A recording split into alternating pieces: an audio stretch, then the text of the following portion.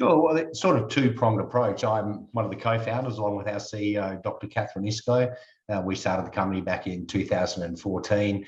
My role in the company at the moment is very strategically fitting into where my skill set, I think, works best, and that's negotiation and strategy to look at the company's entry to the market, how we work with our customers, how we engage with them from an attraction of our technology point of view, as well as help them engage into the integration of our technology and the use case so that they understand the benefits of what we deliver from the data sets that we collect through the imaging technology we've created. So I think if it was my 30-second elevator pitch, it would be I'm a strategy and revenue guy. I'm in there to build, if you like, the impact of our tech with large pre-existing audiences in our partnerships and help them monetize that with us to get better health outcomes.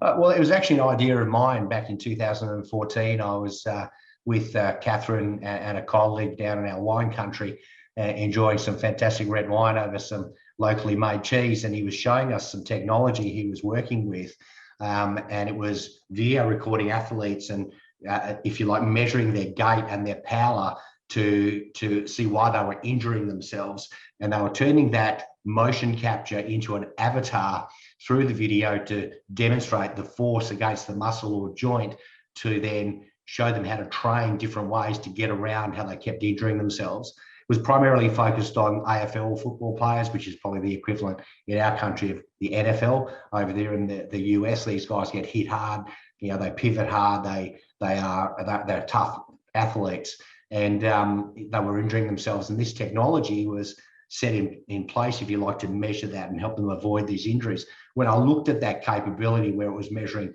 force, angle, and if you like, the trajectory through the joint, I said to the gentleman at the time, I said, is there a way to utilize that technology to actually measure a human?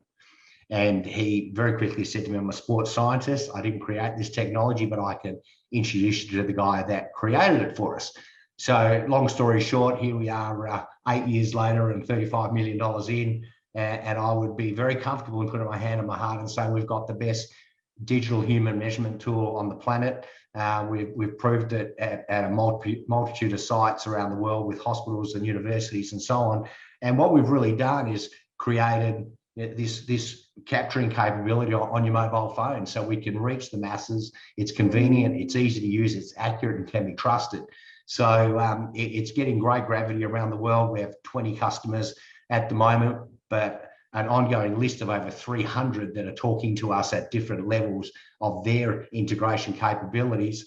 And even the 20 customers we've got today have over 400 million people across their audiences, combined audiences. So a lot of reach there. You don't have to get a whole lot of that to prove it works. So we're deep into that side of the business now. And the technology itself utilizes the GPU and the CPU on the phone. It's proprietary. We've heavily patented it because the way we do this is quite different to the myriad of companies that are trying to do this for lots of different reasons, whether that's making sure that suit you're buying online fits, or the dress in a woman's case, right down to wanting to self-appraise because you go to the gym and you're hitting it hard and eating the right food and trying to get the best possible outcomes and wanting to know if it's working. So it's a very diverse technology and being adapted through everything from telehealth all the way down to apparel fitting.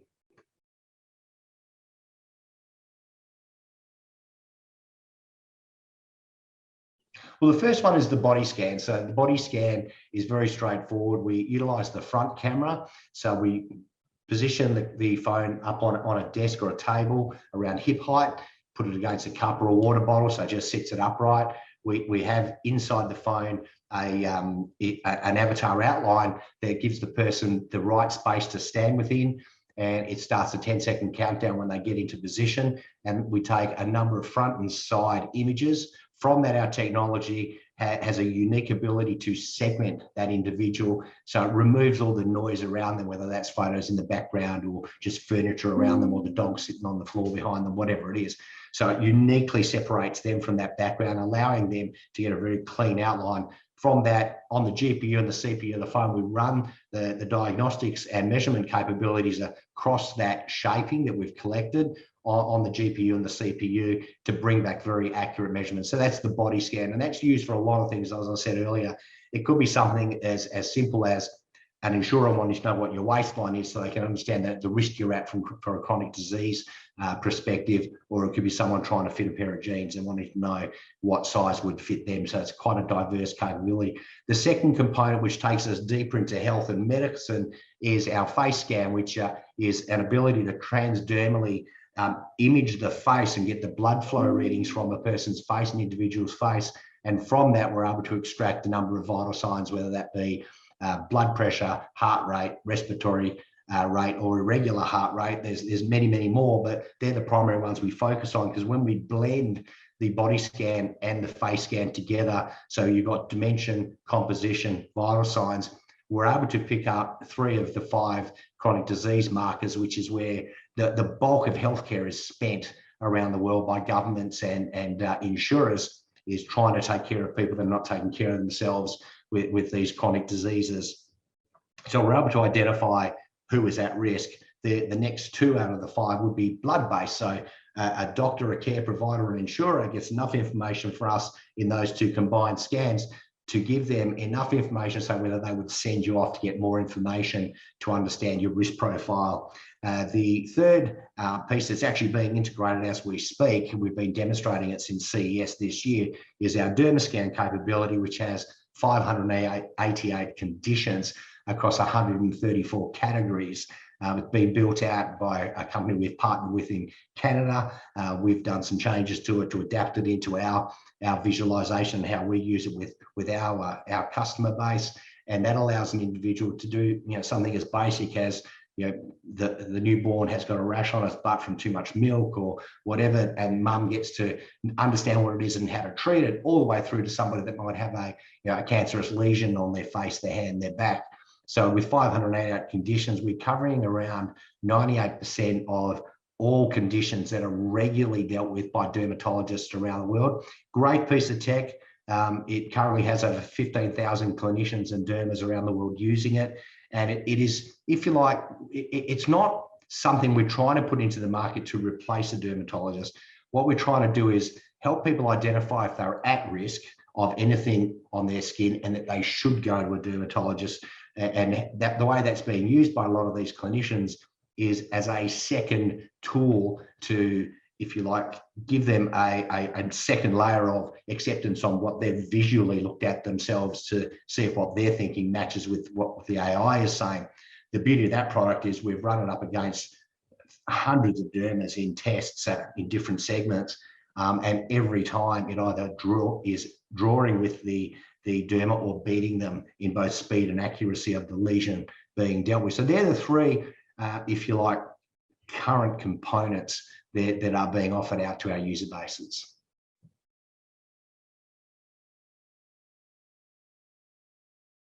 Now, we're very much a B2B, and the reason for that is that it takes a whole lot of noise to get, if you like, found in the App Store with hundreds of thousands of wellness, fitness, nutrition, advice apps that are in there around medical and so on. So rather than get lost in that noise, we're a B2B. So we go to large pre-existing organizations that have big user bases that know and trust them already. They have a digital environment that they engage with them with, and we literally hand over our SDKs, our software development kits go directly into their wheelhouse, so they control the data, the customer, and the engagement fully on their side. We don't have them send anything to us to be processed that would give them any information to us or give us any information about their customers. And I think when you look at most of the global offerings, and I'll preface that with saying there's nothing else like this on offer at the moment on the planet. Can you get components separately? Absolutely. But to get it in one, if you like, merged wheelhouse that gives you all the data in one place and then cross-references the data and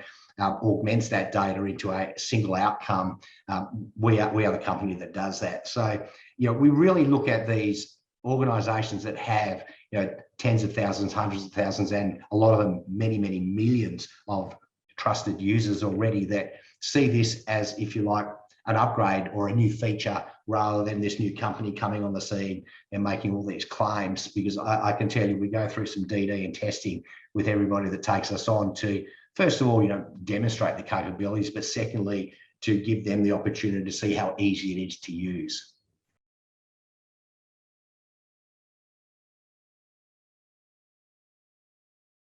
Yeah, so we've got a couple underway at the moment, and we're public, so I'm free to talk about it because we're listed and we have to make those disclosures. But at the moment, we're finalising the integration with a company out of Singapore called Nexus Vita.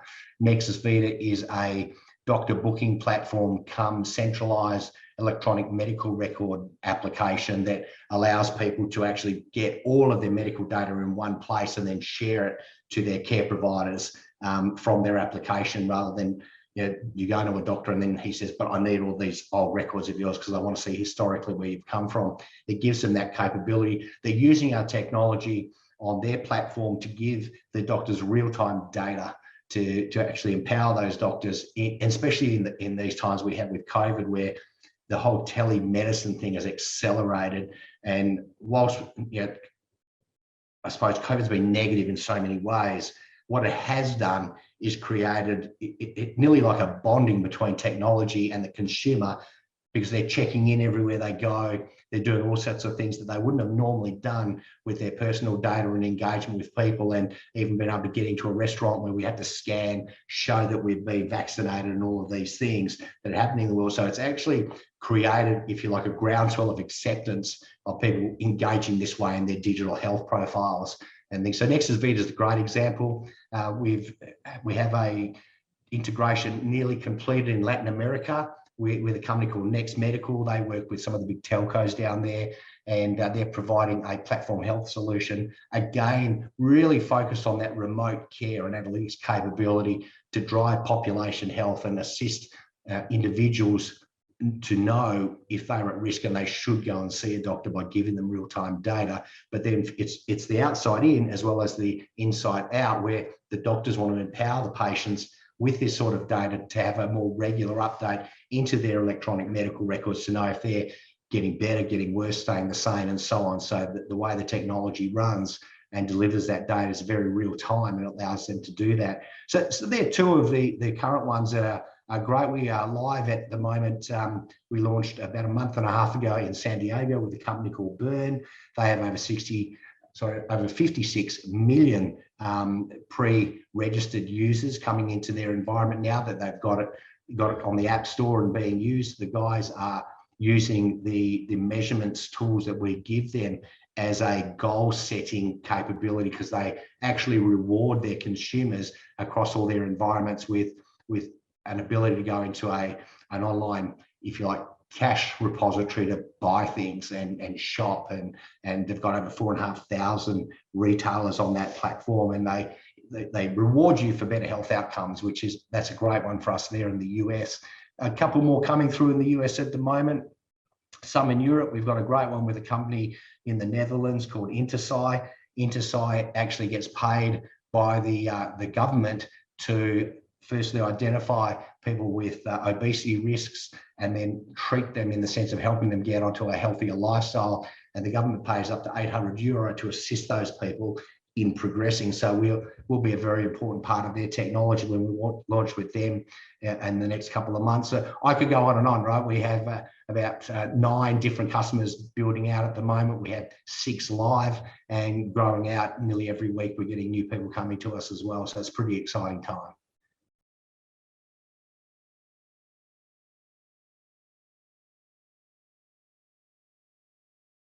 So in a number of ways, if you looked at how insurers have primarily sold insurance, historically, they would send somebody out. There would be an insurance agent. They would sit down with you, ask you a whole list of questions, and then sort of rate you, measure your height, your weight, and so on, and get a BMI score, which we know is horribly incorrect. The problem you're dealing with there is self-reported data, and that's always got flaws with self-reported data. The flip side of that is, over the last probably decade, the insurance sector has got very digital, in the sense I can go online today. I don't have to meet an agent, and I can basically surf the internet for the best policy I can get with the highest amount of cover at the cheapest price for the most amount of lives I can get away with.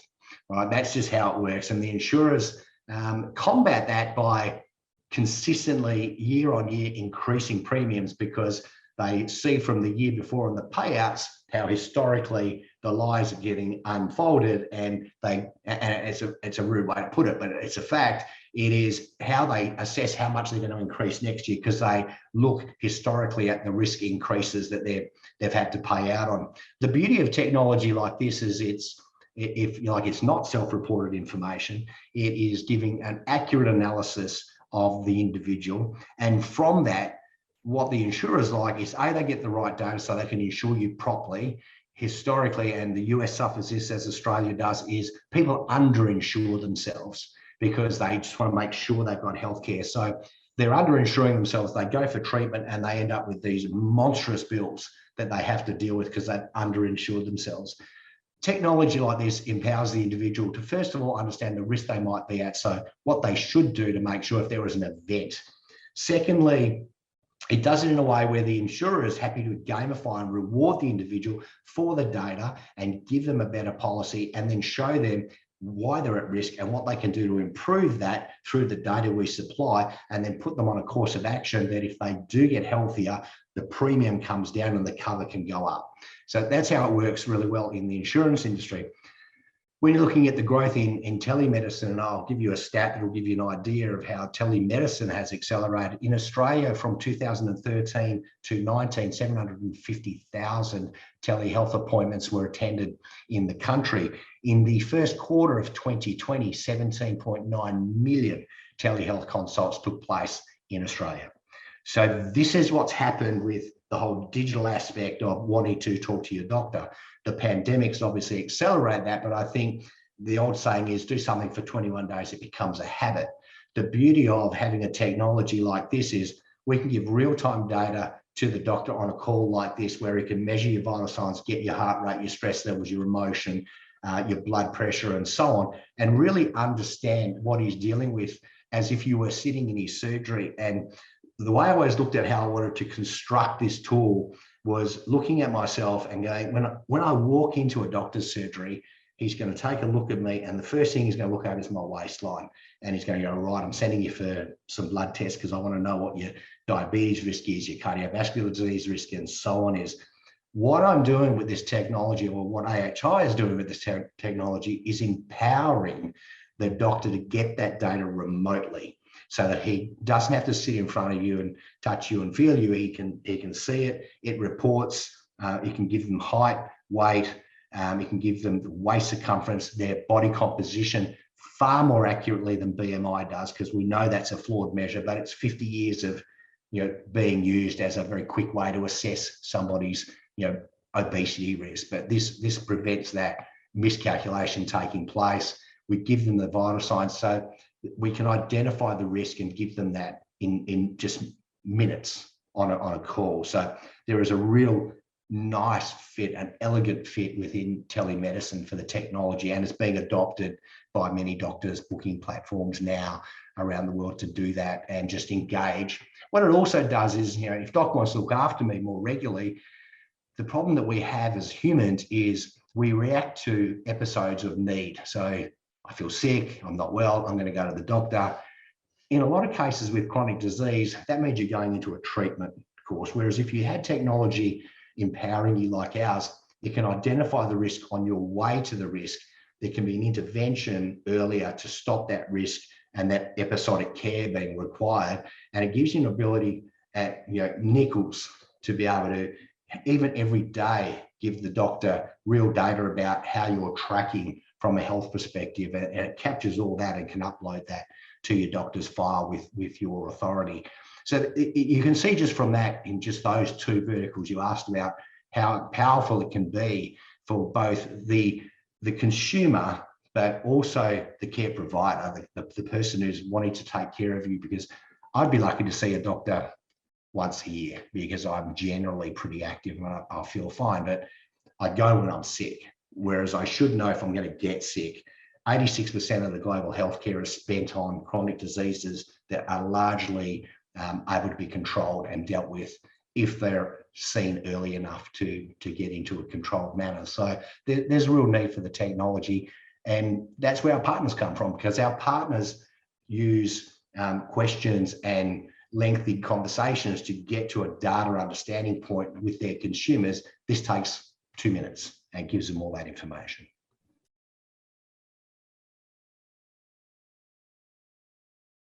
Listen, we're embedding in telehealth platforms, we're in nutritional applications. One of the partnerships we have is with Conor McGregor's FAST platform, where he's looking at how to train you, give you nutritional advice, and so on. And if you're going to go into that regime and flog yourself, as we say in Australia, on a platform like that, you want to know those outcomes are working. So this measures you digitally and gives you those outcomes. The insurance market, as I said earlier on, the apparel market, as I said, there are so many ways to adapt the use of this technology. And I must admit, when we first started the company out, it was really looking at the fitting of clothing, because I was an ex-bodybuilder. The way I was built, it wasn't easy to buy clothing that fit me. So selfishly, I wanted to find a way to do that. And because I was training, I wanted to be able to self-appraise. So that was where we started. Now we have 4 major business verticals, over $11 trillion in annual spend across those different verticals. And we empower the partnerships to go to their consumers rather than trying to, I call it trying to win onesies, going into the app store, trying to convince yourself, Rob or Scott or one of the guys to download the app.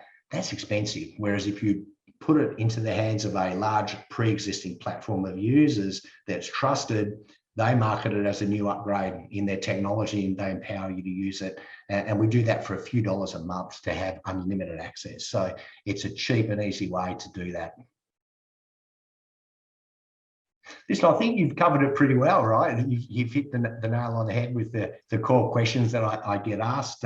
We have a lot of great things happening in the company. We look forward to keeping you updated with that. If anyone wants to look at us a little bit more and look at some of the videos and the functionalities, it's ahi.tech that they can go to online, and there's a whole plethora of information there they can dig into.